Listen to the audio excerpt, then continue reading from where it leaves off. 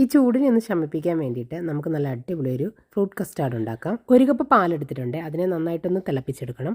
കൈവിടാതെ ഇളക്കിക്കൊണ്ടിരിക്കണേ. പാല് നന്നായിട്ട് തിളച്ച് വരുമ്പോഴേക്ക് ഒരു 3 ടേബിൾ സ്പൂൺ കസ്റ്റാർഡ് പൗഡർ എടുത്തിട്ടുണ്ട്.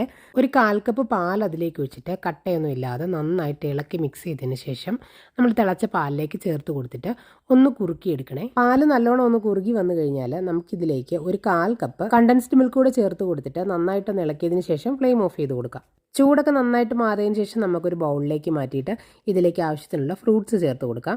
ഞാനിപ്പോൾ ചേർത്ത് കൊടുക്കുന്നത് ഇതുപോലെ റോബസ്റ്റ പഴം കട്ട് ചെയ്തത്, പിന്നെ വാട്ടർമെലൺ കട്ട് ചെയ്തത്, മുന്തിരി ഇതുപോലെ കട്ട് ചെയ്തെടുത്തതാണ്, പിന്നെ കുറച്ച് സബ്ജ സീഡ് കുതിർത്തതും കൂടെയാണ്.